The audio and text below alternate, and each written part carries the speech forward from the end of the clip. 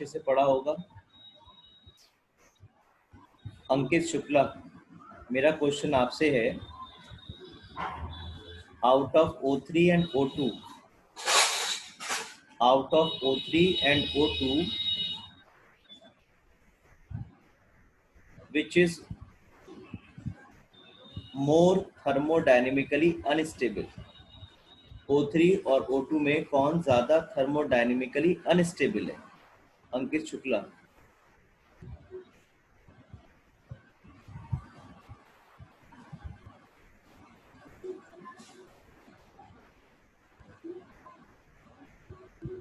मेरी आवाज अंकित मिल रही है आपको? अंकित शुक्ला, ऑक्सीजन, डाई ऑक्सीजन और ओजोन में कौन ज्यादा अनस्टेबल है भाई थर्मोडायनेमिकली? जी, ओजोन अनस्टेबल है। वेरी गुड, बिल्कुल ठीक आपने कहा, ओजोन थर्मोडायनेमिकली अनस्टेबल है, बिल्कुल ठीक आपने बताया। अरीशा, क्या इसका रीजन दे पाएंगे क्यों ओजोन थर्मोडायनेमिकली ज्यादा अनस्टेबल है?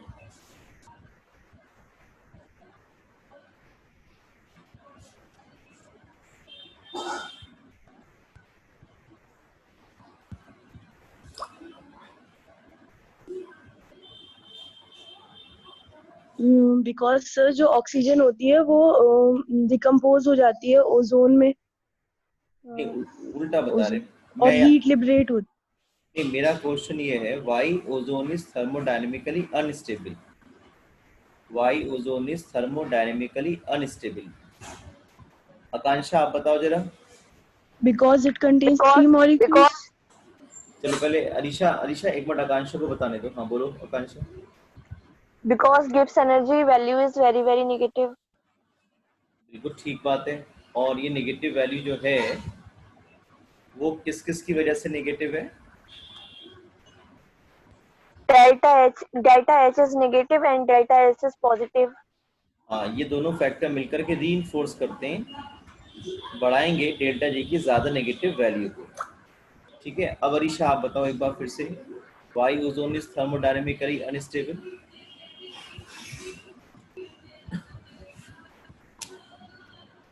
Because delta G is negative. हाँ, डेल्टा जी को नेगेटिव बनाने वाले फैक्टर्स कौन कौन है? एंट्रोपी चेंज है जो पॉजिटिव है, एंथैल्पी चेंज है जो नेगेटिव है। तो ये दोनों फैक्टर मिलकर के डेल्टा जी को क्या बना देते हैं? ज़्यादा नेगेटिव बना देते हैं, और इसलिए जो ओजोन है that is thermodynamically unstable. Suryansh, Suryansh क्या लीव कर गए क्या? अच्छा, इशिका आप बताइए, why we need a silent electrical discharge during the production of ozone? Why we need a silent electrical discharge during the preparation of? हाँ बोलिए। To prevent its decomposition. हाँ, इसका रीजन भी देंगे। The formation of, since the formation of ozone from oxygen is an endothermic process, it is necessary to use a silent electrical discharge in its preparation to prevent its decomposition। ठीक है, ये पूरा line आएगी। जो बच्चे NCERT की lines लिखते हैं उनको पढ़ के एग्जाम में बड़े खुश होते हैं, क्योंकि ये एनसीईआरटी की लाइंस बहुत ही बैलेंस लाइन लिखी होती है। इससे कम शब्दों में लिखना का मतलब ये कि बच्चों को कम समझ में आएगा, और इससे ज़्यादा लिखने का ये मतलब है कि ओवर हो रहा है। बहुत ही नपीतुली लैंग्वेज के साथ हमारी एनसीईआरटी लिखी गई है, और सब्जेक्ट्स के मुकाबले बायो, फिजिक्स की तो आपके पल्ले नहीं पड़ती है, ऊपर चली जाती है। ना टीचर्स की हिम्मत है कि एनसीईआरटी फिजिक्स की खोल के देख लें, तो कुछ खोल भी लेते होंगे, मैं ज़्यादा नहीं बोल रहा, लेकिन हाँ फिर भी मैंने यही देखा है कि जो हमारी एनसीईआरटी है वो बहुत अच्छी लिखी गई है, बिल्कुल क्रिस्टल क्लियर। अंकित शुक्ला ये बताइए, ओजोन ऑक्सीडाइजिंग एजेंट की तरह काम करता है या रिड्यूसिंग एजेंट की तरह काम करेगा?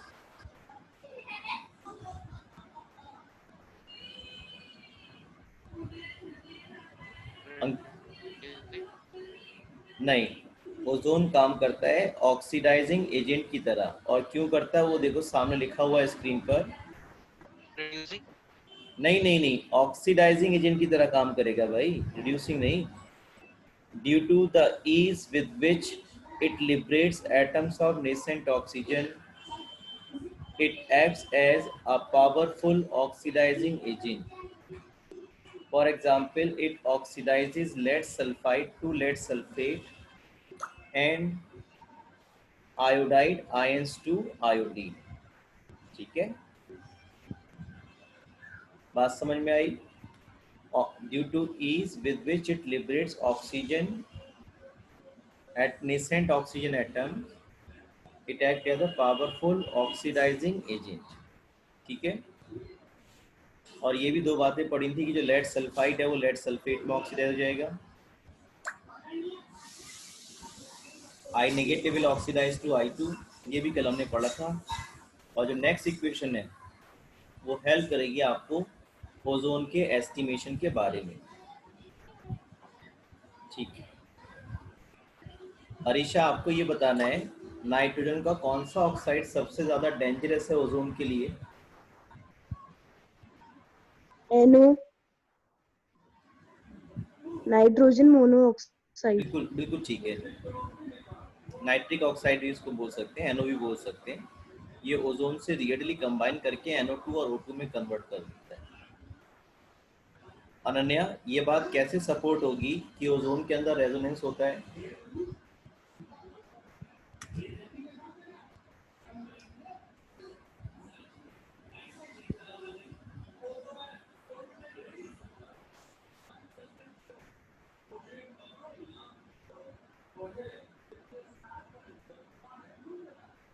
सर बिकॉज उसकी जो बॉन्ड लेंथ होती है उन दोनों की वो आइडेंटिकल होती है, सेम। वेरी गुड, इसी वजह से ये कंफर्म होता है कि ओजोन जो है उसके अंदर रेजोनेंस अकर करता है। Very good. आकांक्षा, क्या ओजोन की डिसइंफेक्टेंट प्रॉपर्टी होती है क्या?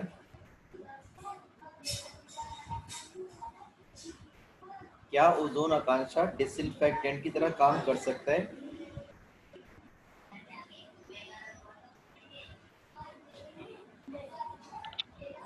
नहीं देखो सामने लिखा हुआ है स्क्रीन पर।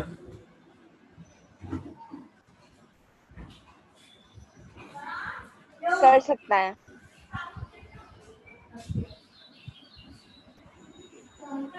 कर सकता है, ठीक है ना। It is use as a germicide, disinfectant, sterilising water. Akanksha, NCERT से पढ़ना है डेली। जो बच्चा एनसीईआरटी से पढ़ता है, तैयारी करता है, उसे कंपटीशन निकालने में बड़ी आसानी होती है, और केमिस्ट्री में 100 नंबर लाने में भी आसानी होती है। जो केमिस्ट्री नहीं पढ़ेगा, एनसीईआरटी से नहीं पढ़ेगा, उस बच्चे के 100 नंबर नहीं आ सकते। समझे साहब? रामपुर के अंदर 17 साल हो गए, सिर्फ एक बच्चे के 100 नंबर आए केमिस्ट्री में, सिर्फ एक बच्चे के 17 साल में, मेरे करियर में, नागेश के, व्हाइट हॉल का बच्चा था।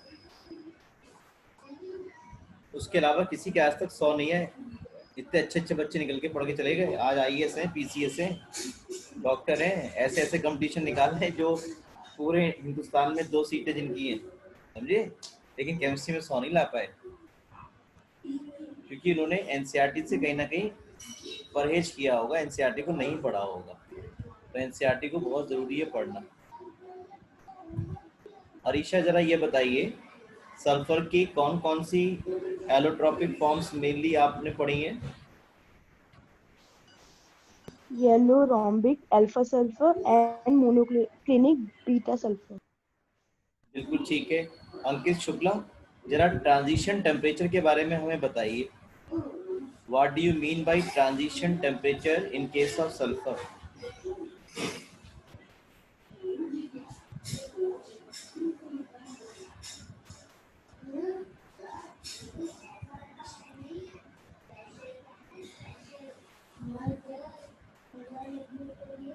Sir, rhombic and monoclinic sulfur.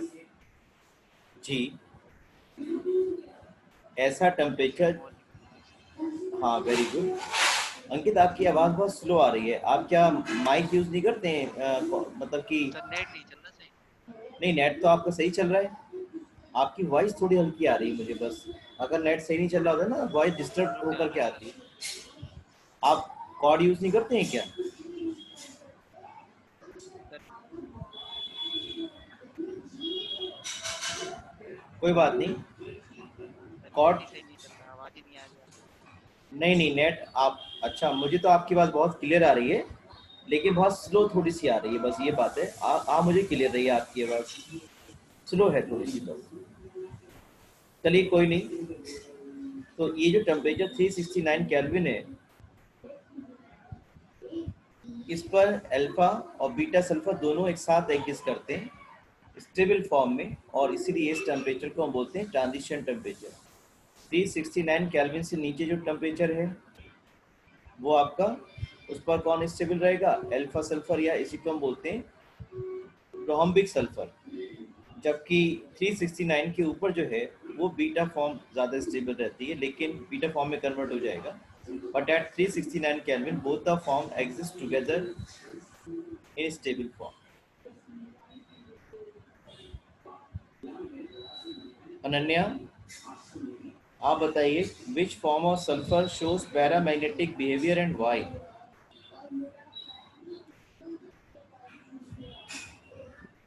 Sir, S2 because of pi anti-bonding. हाँ, S2 फॉर्म रहेगी, क्योंकि जस्ट लाइक O2, आप ऐसा बताएंगे, because just like O2 S2 also has unpaired electron in its anti-bonding molecular orbitals, right?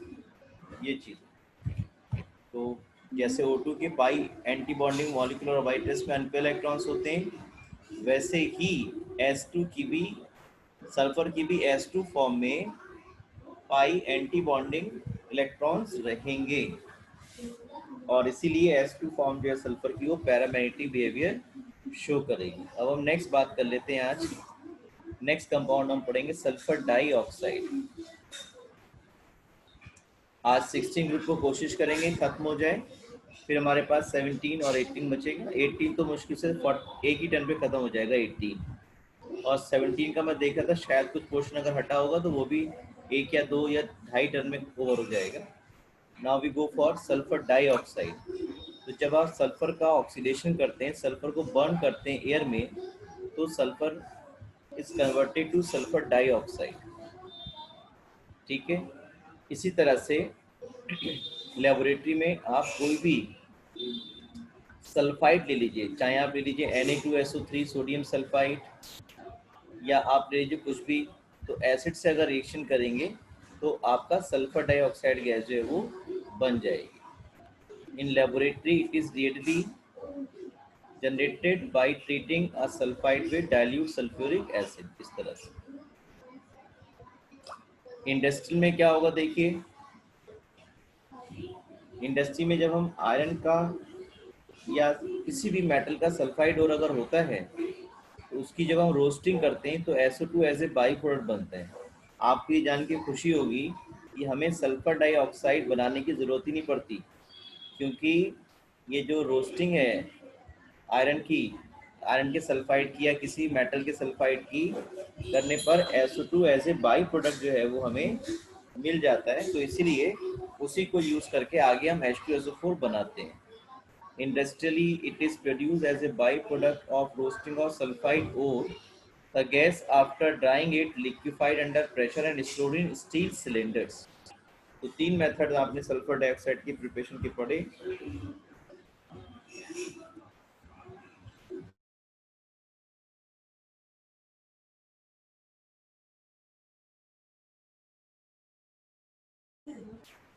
तो यहाँ पर आपने देखा तीन मेथड्स आपने पढ़े। Sulphur is converted two sulphur dioxide on burning any sulphide of a metal when treated with an acid H2SO4 और HCl किसी से भी करा दीजिए SO2 बनेगा। और इंडस्ट्री में जो सल्फाइड ओर्स होते हैं उनकी जब हम रोस्टिंग करते हैं तो SO2 बनता है आपका एज ए बाई प्रोडक्ट, और इसी को कमर्शियली हम यूज़ भी कर लेते हैं। तो सल्फर डाइऑक्साइड कलरलेस गैस है, पंजेंट स्मेल है, तीखी स्मेल इसकी है, और वाटर में हाईली सॉल्युबल है। वाटर में सॉल्युबल होने पर H2SO3 बनाएगा, सल्फ्यूरस एसिड बनाएगा। H2SO4 sulphuric acid and H2SO3 is sulphurous acid. जिस तरह से CO2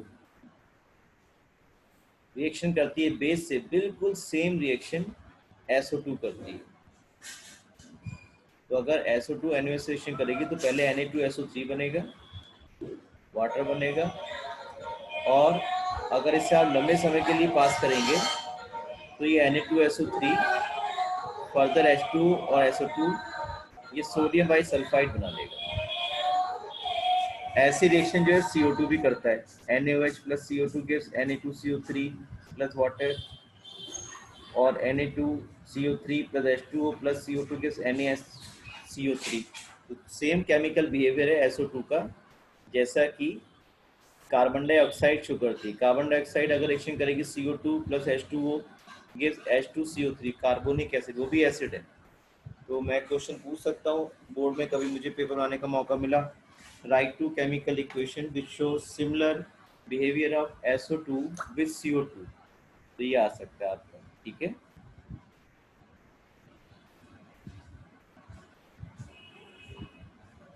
ये रिएक्शन देख रहे हैं आप, SO2 अगर क्लोरीन से रिएक्शन करेगी तो SO2Cl2 बनेगा, सल्फ्यूराइल क्लोराइड बनेगा, ठीक है। क्या बनेगा? Sulphuryl chloride.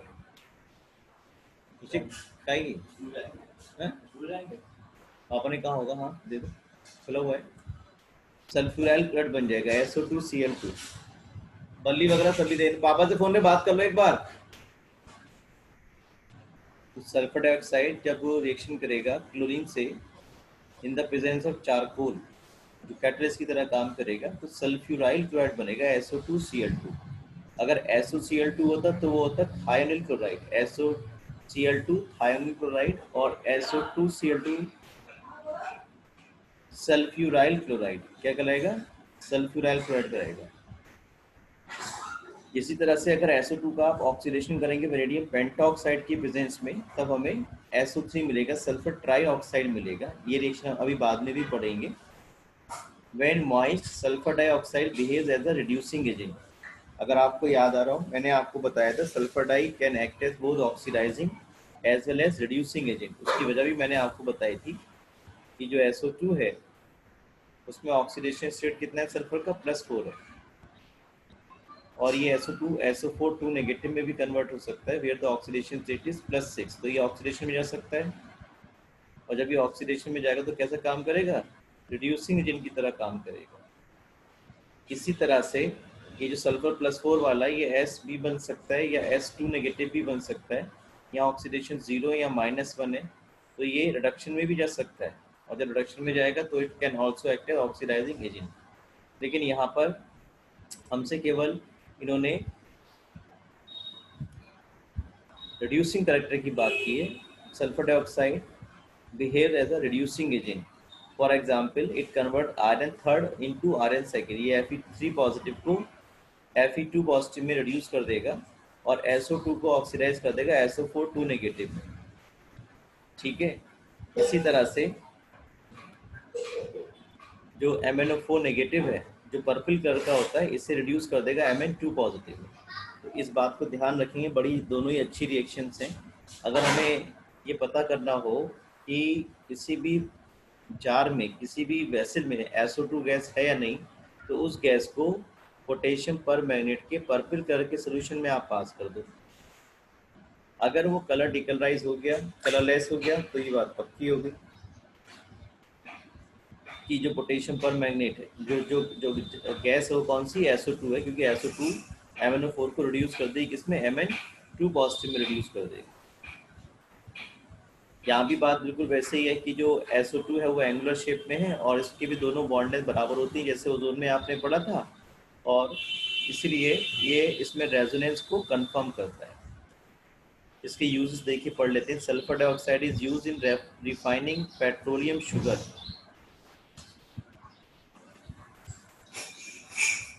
शुगर के अंदर जो कलर होता है उसे रिमूव करने के लिए सल्फर यूज कर लेते हैं हम लोग। जो गन्ने के जूस से, केन शुगर जूस से शुगर क्रिस्टल बनाते हैं वो येलो कलर के होते हैं। तो उससे पहले क्या करते हैं, उस केन शुगर जूस को सल्फर से ट्रीट कर लेते हैं, उसको कलरलेस कर लेते हैं। In bleaching wool and silk as an anti-chlor, disinfectant and preservative. Sulfuric acid, sodium hydrogen sulfide and calcium hydrogen sulfide are manufactured from sulfur dioxide. Liquid SO2 is used as a solvent to dissolve number of organic and inorganic chemical. मैं आपको पहले भी बता चुका हूँ, yellow बार से question नहीं आना चाहिए, लेकिन आएगा तो मना नहीं कर सकते।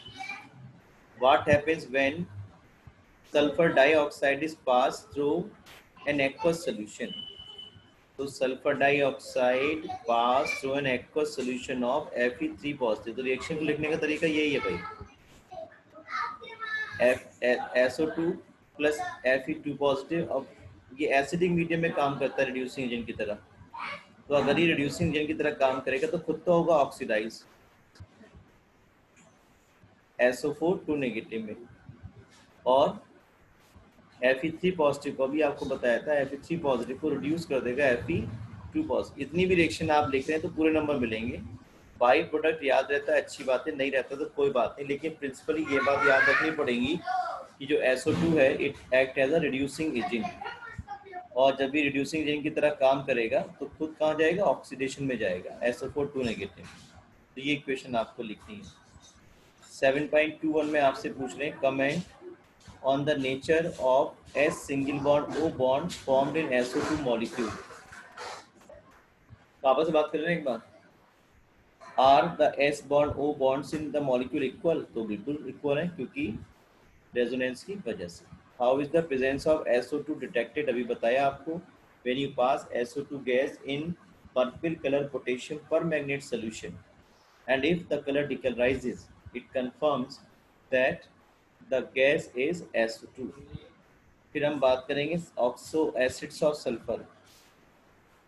मुझे ऐसा याद नहीं आ रहा है कि ये सिलेबस में है या नहीं, फिर भी मैं पढ़ा देता हूँ, देखिए काफ़ी आसान है। ऑक्सो एसिड्स ऑफ सल्फर, पहला H2SO3 है, ये बात तो मान के चलें हर एक में S डबल बॉन्ड O तो होना ही होना है, S डबल बॉन्ड O सभी में होना है। जैसे H2SO3 है तो H2SO3 में एक S और O तो डबल बॉन्ड के साथ आ गया, अब क्या बच रहा है, एक OH एक OH, कितने बचे हैं? हाँ ठीक है, तो इस तरह से अब बाकी क्या बचे, OH और एक दूसरा OH, वो भी ऐसे आ गया, और एक लोन पेयर यहाँ पर रहेगा, इतना तो याद रखना ही पड़ेगा।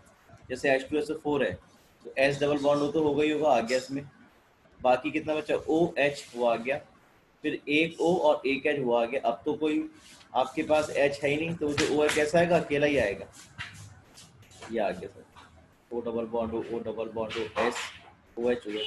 अब जैसे H2S2O8 ये कहलाता है पर ऑक्सो डाई सल्फ्यूरिक एसिड। पहले हम इसको पढ़ते हैं, H2S2O7, इसको बोलते हैं पायरो सल्फ्यूरिक एसिड। ये कैसे बनता है, जैसे ये H2SO4 है आपके पास, ये H2SO4 है, H2SO4, ये H2SO4 का एक मॉलिक्यूल है और ये H2SO4 का दूसरा मॉलिक्यूल है। तो जब दो मॉलिक्यूल H2SO4 के आप हीट करेंगे तो ये H2 चला जाएगा, और ये जो ऑक्सीजन है ये दोनों यूनिट के बीच में लिंक बना लेगा इस तरह से। तो ये आपके पास पायरो सल्फ्यूरिक एसिड है, ये कुछ भी नहीं है, ये आप यहाँ भी लगा सकते हो, यहाँ लगा तो एक ही बात है, वो कोई दिक्कत नहीं है। ये पायरो सल्फ्यूरिक एसिड है, इसको हम ओलियम भी बोलते हैं, अभी इसका जिक्र बाद में भी आएगा। और जो पर ऑक्सो डाई सल्फ्यूरिक एसिड है उसमें क्या है, एक ऑक्सीजन जो है और बीच में यहाँ पर आ जाएगा, यानी कि पर ऑक्साइड लिंकेज जो है वो इस तरह से डेवलप हो जाएगी। बाकी स्ट्रक्चर वही है जो पायरो सल्फ्यूरिक एसिड का। तो बहुत आसान स्ट्रक्चर है, मैं फिर बताता हूँ। हर स्ट्रक्चर में हर ऑक्सो एसिड्स पहले क्या होते हैं वो समझ लेते हैं। ऑक्सो एसिड्स वो एसिड होते हैं जिनमें acidic proton H positive OH group के पास होता है। यहाँ भी देखिए जो एसिडिक प्रोटॉन है किसके पास है, OH ग्रुप के पास है। ऐसे कंपाउंड्स कहलाते हैं आपके ऑक्सो एसिड। एक H डबल बॉन्ड वो सभी में ही होना है, बाकी जो O बच रहे हैं वो H के संग जाएंगे, और जब H खत्म हो गए तो जो बचा हुआ O है वो डबल बॉन्ड के साथ आ जाएगा। जब ये दोनों याद हो गए तो ये आसानी से याद हो जाएगा। ये कैसे बनेगा? जब दो H2SO4 के मॉलिक्यूल्स को आपस में हीट करेंगे, तो हीट करने में वाटर चला जाएगा और ये आपके पास पायरो मतलब हाई टेम्परेचर, तो पायरोसल्फ्यूरिक एसिड बनेगा, इसको हम ओलियम बोलते हैं, H2SO7, और इसमें बीच में ऑक्सीजन एक और आ जाएगा, तो ये पर ऑक्सो डाइसल्फ्यूरिक एसिड बन जाएगा, जिससे हम मार्शल एसिड भी बोलते हैं। ये मार्शल एसिड भी कहलाता है। पर oxo disulphuric acid is also called Marshall acid. आप कोशिश करिएगा पता करने की इसको मार्शल एसिड क्यों बोला, मुझे कल बताइएगा, सभी बच्चे बताएंगे मुझे कल। अब नेक्स्ट कंपाउंड हमारे पास है सल्फ्यूरिक एसिड। ये बड़ा इंपॉर्टेंट कंपाउंड है, किंग ऑफ केमिकल कहलाता है। नाम ही इसका बड़ा खतरनाक है, किंग इसलिए कहलाता है क्योंकि लगभग हर जगह इंडस्ट्री में इसका यूज़ है, हर जगह इसका यूज़ है। इसके मैं यूज़ देखिए आपको बताता हूँ, हर जगह लगभग जो तुम्हारा दिल चाहे वो लिख देना यूज़ में, इसके कोई भी गलत नहीं कर सकता, किसी न किसी तरह से यूज़ हो रहा होगा। देखिए, sulphuric acid is a very important industrial chemical. A nation industrial strength can be judged by the quantity of sulfuric acid it produces and consumes। अब आप समझ लीजिए, किसी भी नेशन की जो केमिकल स्ट्रेंथ है या इंडस्ट्रियल स्ट्रेंथ है, उस बात से पता लगाई जा सकती है कि कितना ज़्यादा सल्फ्यूरिक एसिड वहाँ यूज़ होता है। जितना ज़्यादा यूज़ होगा उतने वो डेवलप्ड होगा। It is needed for the manufacture of hundreds of the other compounds and also in many industrial processes। The bulk of sulfuric acid produced is used in the manufacture of fertilizers like ammonium sulfate, superphosphate.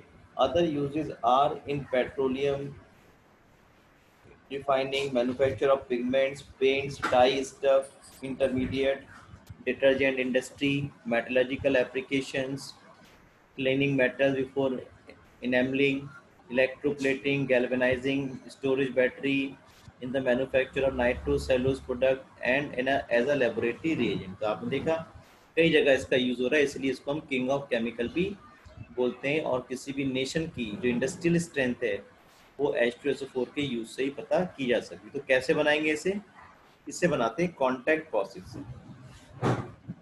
Contact process की help से